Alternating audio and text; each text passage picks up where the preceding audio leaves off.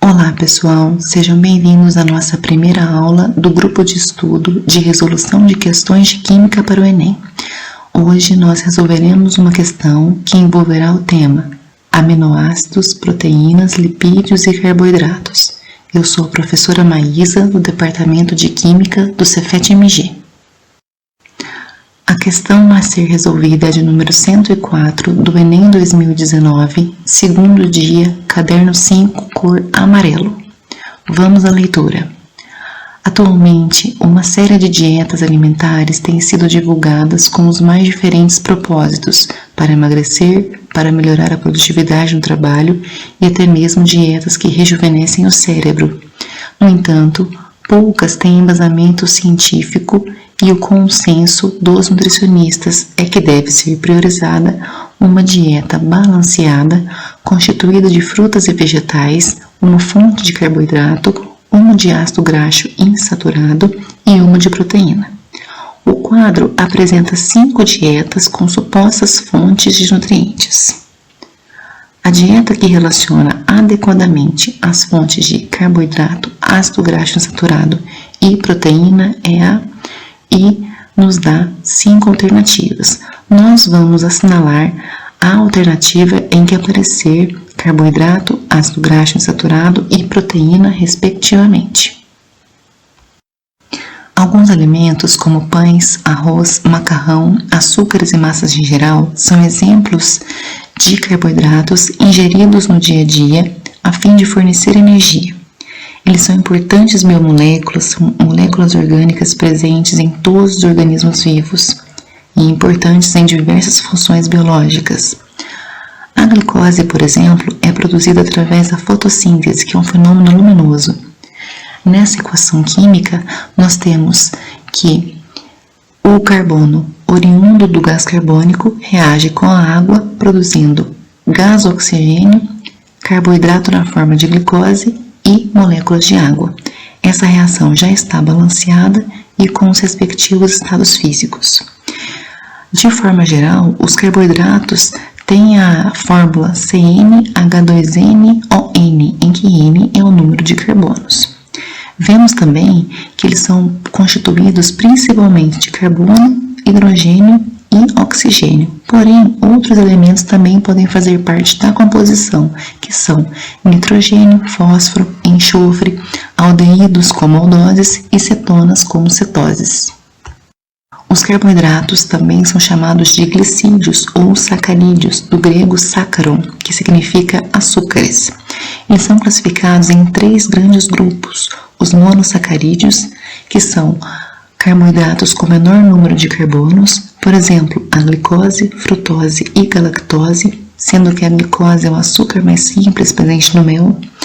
Os disacarídeos são resultantes da união de 2 monossacarídeos, como exemplo, sacarose, maltose, lactose, que é o açúcar do leite, e os polissacarídeos, que são macromoléculas, são moléculas maiores, oriundos da união de centenas de mono e disacarídeos. Exemplos são o amido, que é o principal carboidrato de reservas em plantas, celulose, que é o principal carboidrato da parede celular, responsável pela estrutura da planta, e glicogênio, que são carboidratos de reserva em animais, estocado principalmente nos músculos e no fígado.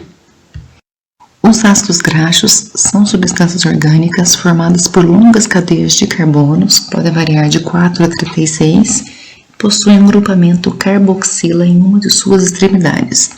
No desenho abaixo, nós podemos observar que a molécula de ácido graxo apresenta uma cadeia de hidrocarbonetos, que é apolar, denominada de cauda apolar, e uma cabeça polar, responsável pela presença do ácido carboxílico. Essa molécula pode ser denominada como anfipática ou anfifílica, significa que apresenta tanto características hidrofílicas como hidrofóbicas.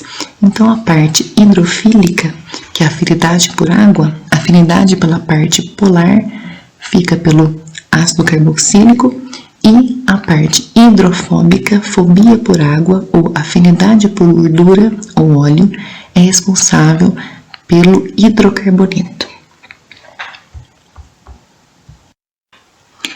A questão pede ácido graxo insaturado. Então, os ácidos graxos podem ser classificados em saturados, onde eu tenho a predominância de ligações simples entre carbonos, e os ácidos graxos insaturados, que eu tenho a predominância das ligações duplas entre carbonos, representada pela coloração vermelha. Bom, nós temos aqui uma tabela que mostra alguns ácidos graxos saturados, aqueles que apresentam somente a predominância de ligações simples, com os seus respectivos átomos de carbono. E nós temos os ácidos graxos insaturados, com seus respectivos átomos de carbono. Nós podemos observar que tanto os saturados quanto os insaturados são de origem vegetal e também de origem animal. Dessa forma, os ácidos graxos são moléculas essenciais para a produção de óleos ou gorduras através da reação de esterificação. Nesse caso, a formação da gordura ou do óleo dependerá do tipo de radical do ácido graxo. Se for um radical insaturado, tiver duplas ligações entre carbonos, será formado um óleo.